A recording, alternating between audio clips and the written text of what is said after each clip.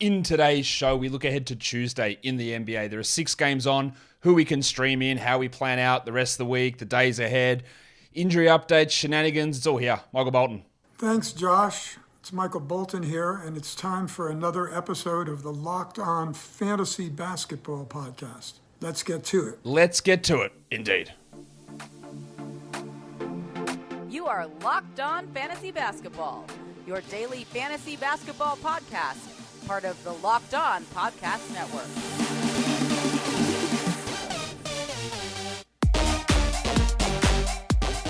Hello and welcome to the Locked On Fantasy Basketball Podcast, brought to you by Basketball Monster. My name is Josh Lloyd, and I am the lead fantasy analyst at basketballmonster.com, and you can find me on Twitter, as always, at redrock_bball, on TikTok at redrock_bball, and on Instagram at Locked On Fantasy Basketball. Thank you for making Locked On Fantasy Basketball your first listen every day. We are free and available on all platforms. Go follow me on Instagram if you haven't. I've got a mission here to get that number up. I think we're at 13,000 over there. I want to push that up to 50 if possible, but I am posting more content over there. So go leave comments, likes, follows. Let me know what else stuff you want on Instagram as well. So I'm doing some different stuff over there also. So go and if you can go and check that out, that would be good. I'd appreciate it a lot. So go and have a look. What else do we have to talk about? Oh, we're going to talk about the games, don't we? Because it's Tuesday, so Warnie, what do you think? Let's get it on, Gilly. Well, it's not actually Tuesday for you, it's Tuesday for me. But we're looking ahead to Tuesday's games in the NBA. And the first one of those we look at is the Celtics and the Wizards. In terms of the schedule for the week, both of these teams have 3 games. Boston plays Tuesday, Thursday, Sunday. So they got the low volume Tuesday, the low volume Thursday. That's pretty good. But they also have a back-to-back in there, which makes it hard for the Rob Williams, Al Horford situation. They're going to play 2 games. So after Tuesday, you might want to move on from those guys. Because that's not true. We find out which one of those guys is ruled out on Thursday. Because the guy that doesn't play Thursday then plays Friday with 13 games on, you can maybe move on. You've got to consider that. The Wizards go 3 games as well, Tuesday, Friday, Sunday. So after Tuesday, they've only got 2 13-game days left, which is rough. And we got some updates on the Wizards. Are they good updates? Depends what your perspective is. Because Kyle Kuzma and Brad Beal were ruled out again. That's 4 straight for Beal. That's 5 straight for Kuzma. The chances of them playing again the rest of the season seem remarkably low. I just don't think it's going to happen. We will find out, but I don't think it's going to happen. They've also listed Monte Morris as questionable. He missed the game on Sunday, and Dan Gafford is questionable with foot soreness. So if they're out, holy shit. Then Delon Wright, Johnny Davis, Jordan Goodwin step up. If Gafford is out, it's going to have to be Anthony Gill and Taj Gibson. Maybe we actually get Jay Huff and Isaiah Todd to play. Legitimately, we might be talking about streaming in Jay Huff and Isaiah Todd. That might be what happens. Wow. Jason Tatum is off the injury report for the Celtics. So, obviously that injury was very much Spurs related. For the Boston side of things, we do want to watch the Brogdon and Maximum Derek White situation. Maximum Derek. Because even with Rob Williams, remember early in the season when Rob Williams started, Derek White would play 20 minutes. But now they're bringing Williams off the bench. He's playing 20 minutes himself. So White is getting big minutes and he's playing brilliantly. 38, 38, and 33 minutes the last 3 games. More minutes than Brogdon in each of those games. And that hadn't always been the case. White is dominating at the moment, but they could switch. Sneaky Joe Mazzulla makes changes all the time. DMPs to Grant Williams, Sam Hauser starts, doesn't play, Blake Griffin starts, Mike Muscala starts, just random guys all over the place, sort of in and out of lineup. So don't get fixated on something always sticking, because it might not always be the case. But at the moment, White is over Brogdon. For the Wizards, I do want to see what Delon Wright's role is. With Beal out, it does help, but if Morris is out, it helps even further. And then Johnny Davis played like 30 minutes last game, and he actually looked like maybe he's an NBA player, because it hasn't been the case all season. So John, if we have Delon or if Monte Morris is out, we might get 30 minutes out of John again. He's played 23, 15, and 30 minutes the last 3 games. It's not enough to be a must-roster 12-team league guy, but if we have Morris out with 6 games on Tuesday, amazingly, Johnny Davis becomes like at least a 14-team stream option, amazingly, because he's been shithoused. We know this. The Cavs and the Hawks.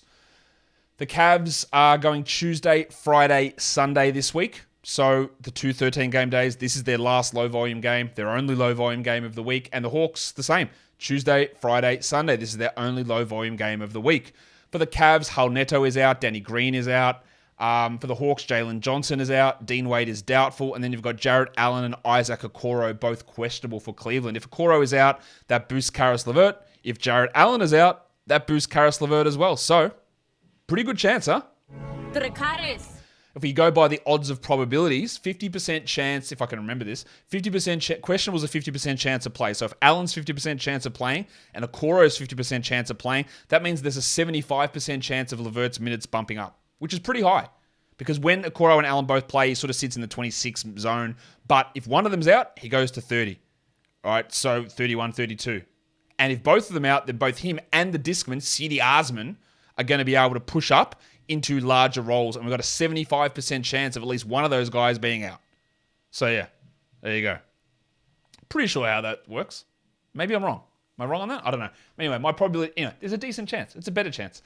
On the Cavs, I also want to watch the Koala, Evan Mobley, because he's dominating at the moment. But if Jarrett Allen's out, that actually helps him significantly.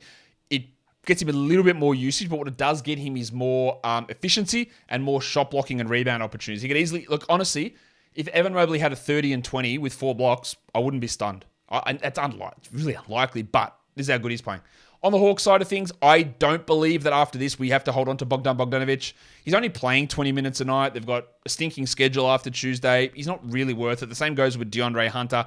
Obviously, Sadiq Bey is not someone we need to be all that interested in, but yeah, he's getting 20 minutes a night. He can score okay, but he's played 20, 20, 19, 25, 18 minutes the last 5 games. That's not enough. But with 6 games on, he's at least marginally interesting, but we clearly move on after that. I also want to watch the Onyeka Okongwu minutes because they continue to be frustrating. 23, 25, 24, here we go, minute split. And then 20, 20, 19, 18, 19. So we're back to him being a sub 20-minute player. Now, amazingly, he's maintained top 100 value in sub 20 minutes. So we roll with him for Tuesday. But is that worth it? Do you want to trust a sub 20-minute player with 2 games left in the remaining 5 days of the week, both on 13-game days? I would suggest maybe not. You might, but he definitely doesn't become immune to being a droppable player. Today's episode is brought to you by FanDuel. The NCAA tournament is reaching its crescendo. The Final Four in the men's and women's side is here, and there is no better place to get in on that action than FanDuel, America's #1 sportsbook. Because right now, FanDuel is giving new customers a no-sweat first bet up to $1,000.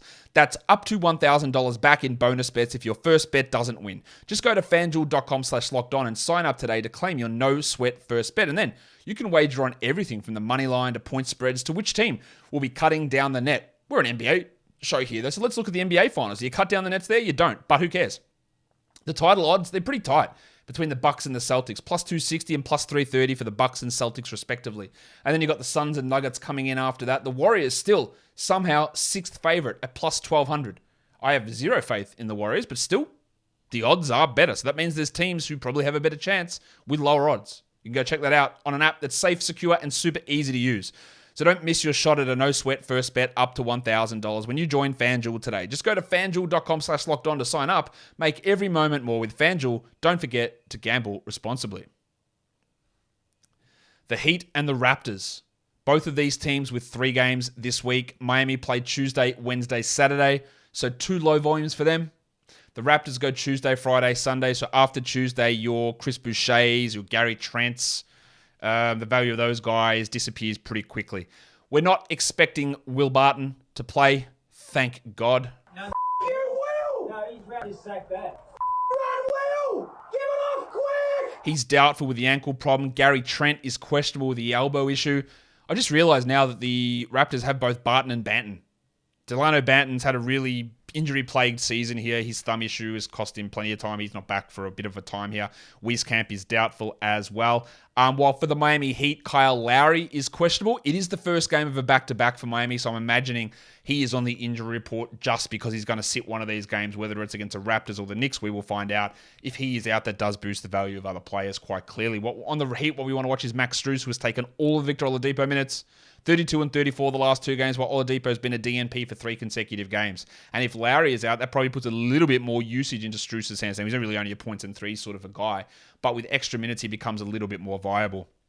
Whereas Gabe Vincent's been mid-20s in minutes, but he could easily play 30 if Lowry is out. So that is something that we want to watch. On the Raptors side of things, Boucher with Trent out played 22 minutes last game. We're not looking at him as a rest of week add, but if Trent misses, then maybe we can try Boucher as a stream for Tuesday. The other guy I'd want to watch is Jeff Doughton, who played 19 minutes last game, 29 the game before that. He's an interesting player. He's probably only a deeper league stream. I'm not looking at him in 12s. But if Barton is out, thank God, and if Trent misses, then maybe we do get 23, 24 minutes out of Doughton, which, again, 24 minutes out of a guy who's relatively productive as a steals guy especially. There's a little bit of something there for some deeper leagues. Little Chungus Nikola Jovic is going to be out as well for the Heat. Not that anybody really worries about that one. The next one is your Orlando Magic against the Memphis Grizzlies. The Magic have this now familiar schedule: Tuesday, Friday, Sunday. Great game Tuesday, stinker Friday, Sunday. Well, the Grizzlies have got 4 more this week. They go Tuesday, Wednesday, Friday, Sunday. So a Tuesday, Wednesday back-to-back. It's a 10-game Wednesday, so it's semi-streamable, but probably not. And Friday, Sunday are not. Who is out? Zaire Williams is out. Steven Adams is out. Kevon Harris is out. That's not Gary Harris. And Vince Williams is questionable. Pretty much none of those players matter outside of Adams, but we've known that he's been out for a long time. On the Magic side of things, we want to see what Jalen Suggs can do, because they cut Gaz Harris under 20 minutes last game so they could get more minutes into Suggs and more minutes into Anthony. And Suggs responded with a good game, as did Cole Anthony. Suggs is probably not anything more than a streamer, but for a day like this, yeah, then we stream him. And Cole Anthony should be rostered. Now, if you want to drop them to get someone in on the Thursday and the Saturday, like a Pelicans player, that would make sense, because these guys don't play until Friday, Sunday, and I'm not sure Suggs and Anthony would be in your best players to use.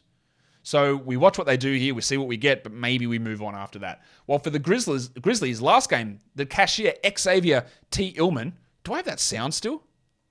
No, I deleted it. I thought I had a sound that I could have been using all season. Oh, maybe it's here. No, deleted it.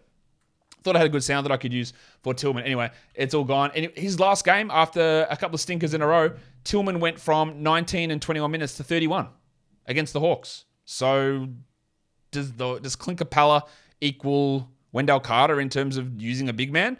But you know what? Screw that. Taylor Jenkins doesn't abide by any of this. Some games you'll play small against Gobert. Sometimes you'll play big against Kevon Looney. It makes no sense. The rotations make no sense. We just sort of cross our fingers and go, maybe Tillman gets more playing time. I don't know. He was great last game, but trusting it is really tough. And the other one is Luke Kennard here, who played 23, 25, 25, 24, 23 minutes. There's been reasons. Ja Morant's been either out or on the bench or limited minutes, or Dylan Brooks has been suspended, and Brooks has played 18 and 23 minutes the last 2 games. Now, offensively, there's no debate that Luke Kennard's a better player than Dylan Brooks, but he was able to get extra minutes because Brooks is Dylan Brooks, and that meant that Kennard has been hitting 14 threes over the last 2 games. He's at least a streamer there, but that level of playing time probably isn't reasonable to expect. The Hornets and the Thunder. The Hornets go Tuesday, Friday, Sunday. The Thunder, like the Grizzlies, go Tuesday, Wednesday, Friday, Sunday. So 4 more games, but only one quality one there for them. What we do know for the Hornets is that they're idiots and that Mark Williams is out. Oh, hi, Mark. We don't have an update on Kelly Oubre. I'm going to label him doubtful. We don't have an update on Terry Rozier. I'm going to label him doubtful. We don't have an update on Cody Martin. I'm going to tell you that he's out. Just Nostradamusing that. I think he might be out. We'll see.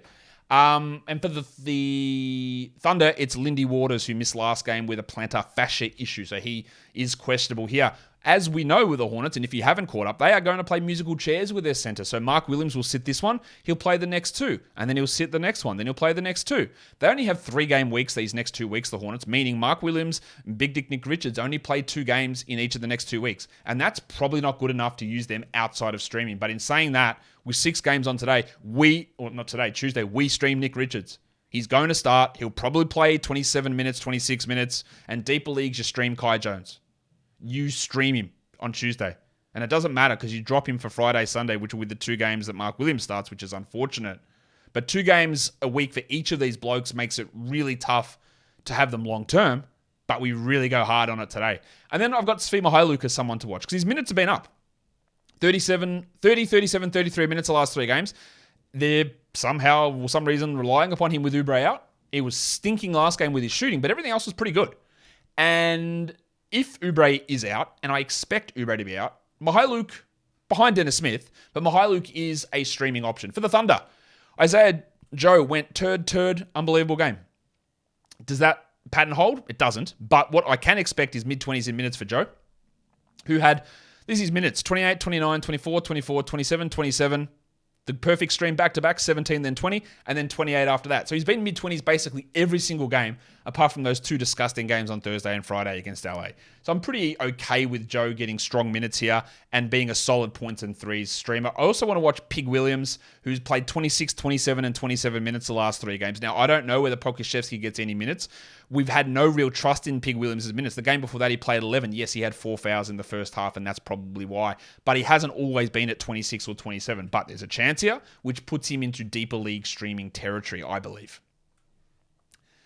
The Pelicans and the Warriors. This is the last game of the day, and it's the only game involving a team on a back-to-back, and that's the Pelicans. They come in here. We know they've got the perfect schedule, the Monday, Tuesday, Thursday, Saturday. So we're really looking for the value of these players here. The Warriors play Tuesday, Friday, Sunday, as so many teams seem to do. So Tuesday's great. Friday, Sunday stinks. We know that Zion's going to be out, Jose Alvarado's going to be out, and we're going to assume that Andrew Wiggins is going to be out as well. The Pelicans are on a back-to-back, so we'll get an idea there, but we are looking at Josh Richardson, we're looking at Larry Nance, we're looking at Najee Marshall and Herb Jones. If those guys are available, their 4-quality game for the week really does trump nearly everybody, because even if you get 20 minutes a night, 17 minutes a night out of those guys, times 4, like what other waiver wire guys are you getting and using and getting more than 50 minutes out of? Probably none. Really, like realistically, so there is value there. For the Warriors, I want to watch Gary Payton, not because I think he's a stream. He could be, if you're looking for steals, but his impact on DiVincenzo and Kuminga, who are no longer 12-team league holds. Now, if you do have them, and you haven't moved on, you probably hold for Tuesday because, again, so few options available, but long-term it's not there. I also want to watch Jordan Poole, who stunk, but the last couple of games have been much better from Poole. He would look like he were going to have him stuck at 26 minutes a night, but he's pushed back up to 30, 31, and that has elevated his value, which, of course, if you are still in the fantasy playoffs, you'd love to get value elevated at this point of the year. In terms of some injury replacement situations, if Monte Morris is out, we really lean hard into Delon Wright, and then it's Goodwin and Davis after that. If Dan Gafford's out, we probably go with Taj Gibson, Anthony Gill. If Jarrett Allen is out, well, it's all about LeVert, and then after him is the Discman, C.D. Osman. For the Heat, if Kyle Lowry is out, we go with Vincent, then Strus, and then maybe Oladipo. And if Gary Trent is out, it is Boucher and then Jeff Doughton, who are probably the 2 that I would look to if Gaz is out. In terms of a Tuesday, Wednesday back-to-back, some of you guys might have the ability to add players or use players on Wednesday with 10 games on. It's going to be pretty iffy. But if you do, here are some players that play that back-to-back. It is the cashier, Xavier Tillman and the Grizzlies. Yes, it's unpredictable, but there is a chance of 60 minutes. There's a chance of 40 minutes. But 40 minutes for one waiver ad, you're not getting any other player who gets 40 minutes. All right, so that gives him some value there. Caleb Martin, similarly. You probably get 60 minutes for him out of the back-to-back. Isaiah Joe, you might get 50, minimum 40. You might get 30 points with 6 triples over 2 games. Tyus Jones, yes, he'll be back as a backup, but 40 minutes, probably 45, with maybe 16 assists, maybe 14 assists. Maybe 10 assists? I don't know. Whatever it is, it's enough. The Winter Soldier, Max Strus. Midwest, Dylan Brooks. Lou Dort.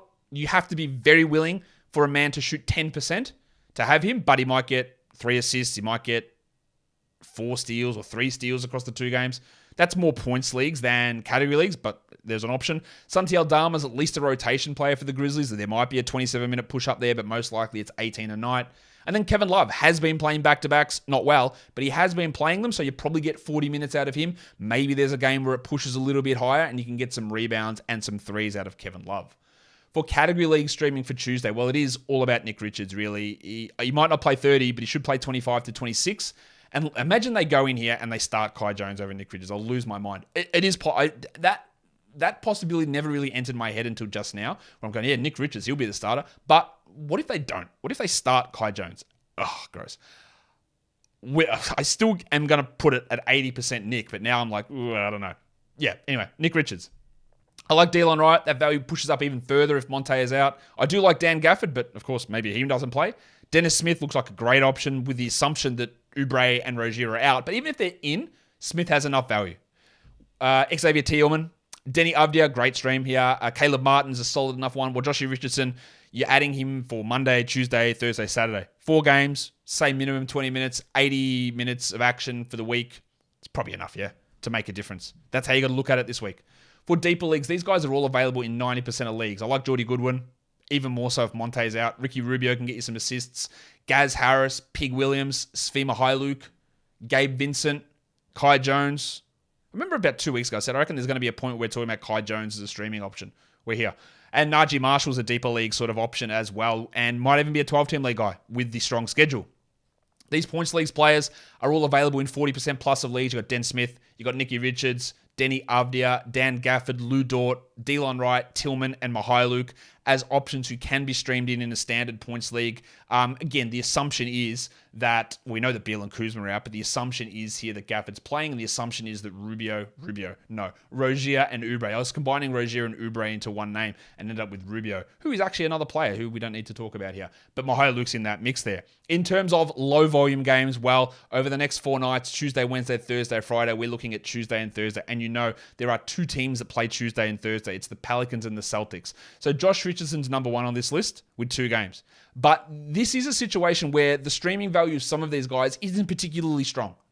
So there are players who play 1 quality game over the next 4 nights who actually can be more valuable in a category league than someone who plays 2.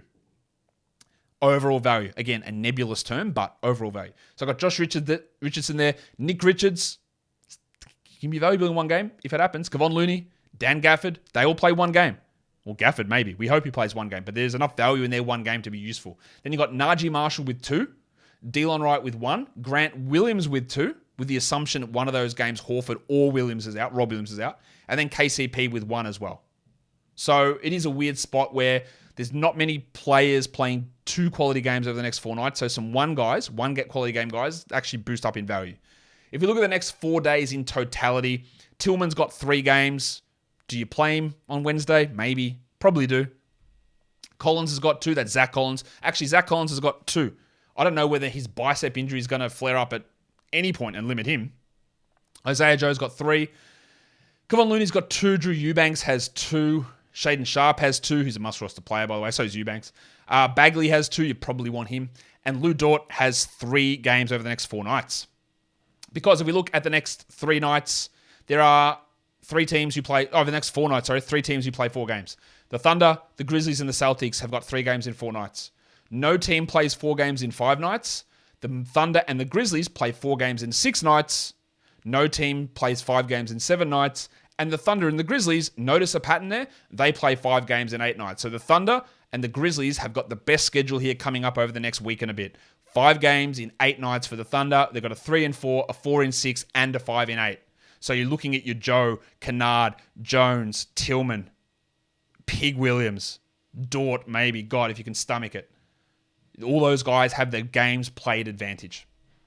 And that will do it for me today. Don't forget to follow this podcast on Apple Podcasts, Google Podcasts, Stitcher, Spotify, and on the Odyssey app. And if you're here on YouTube, you thumb it up and you leave those comments down below. Guys, we are done here. Thank you so much for listening, everyone. See ya.